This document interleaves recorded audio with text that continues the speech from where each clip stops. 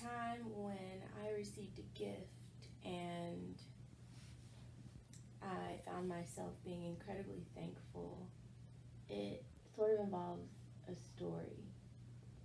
Picture me, 10 years old, super ecstatic and excited to take a trip to Disney World.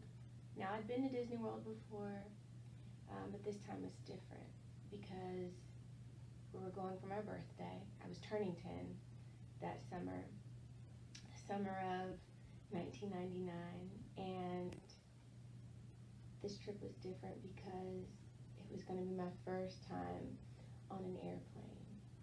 This was something that I had specifically requested of my parents, my mother and my stepfather at the time. We were going to go as a family, my mom, my stepdad, my older brother, and my younger sister, and I was just overjoyed, not specifically about Disney World, but just to have an opportunity to have a bird's eye view, to see the earth and the world from a different perspective was something that I'd always wanted to do, but because we had a pretty big family, we had to prioritize money. So this is a very special gift for my birthday. That particular night, I'd packed earlier than everybody else. I'd awoken earlier than everybody else, and I was ready to go. We arrive at the airport, we get checked in, and as I'm anxiously awaited for our group to be called, my stepfather goes to the check-in desk just to confirm, because our group was taking longer than usual to be boarded on the plane. Well, he arrives at the counter of the check-in counter, and the associate apparently politely discloses to him that all 5 of our seats have been bumped. So, trying to hide the disappointment on my face, I kind of buried that. After about a week, I think that my stepfather could tell that I was more than the normal amount of disappointed. We still got to go to Disney World and Universal Studios, but like I said, the gift for me was to have an opportunity to fly there, fly to Orlando, fly to Disney World. He told me, he sat me down at the table one night and he said, I promise you, you will get to fly. You will get to fly. I promise you, don't worry about it. So, as kids do, 6 months later, obviously my mind is on different things.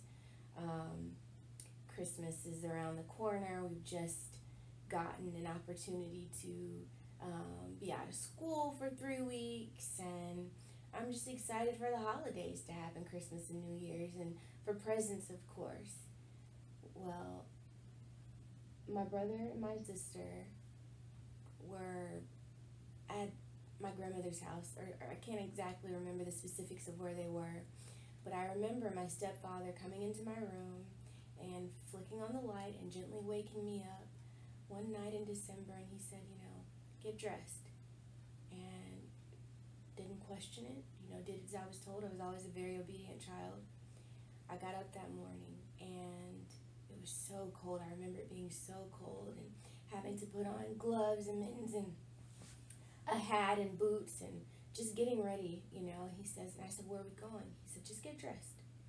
I had my breakfast, we loaded into the car, and he took off for work, or what I thought was work, because he worked at the airport at the time.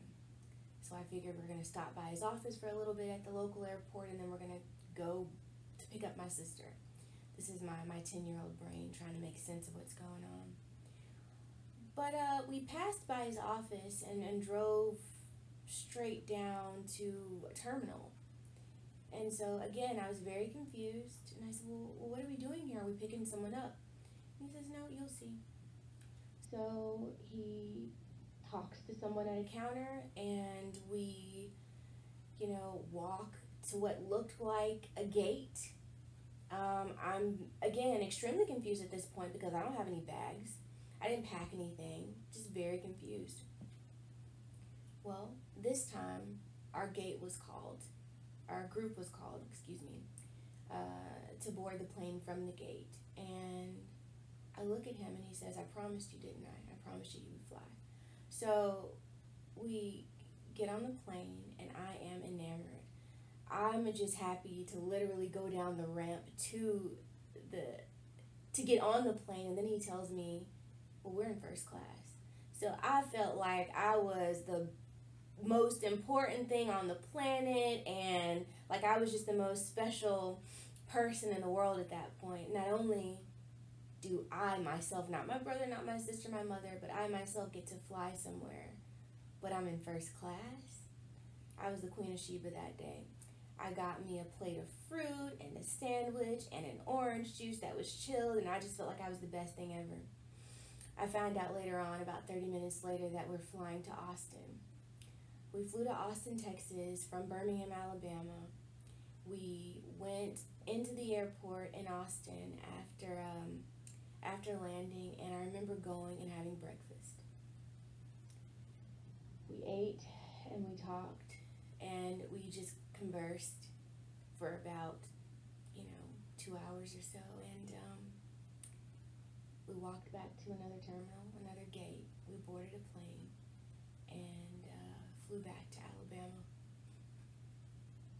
I will never forget the way that it felt to be woken up as a little girl and to be told that for no other reason than because I made a promise, you're going to get on this plane today.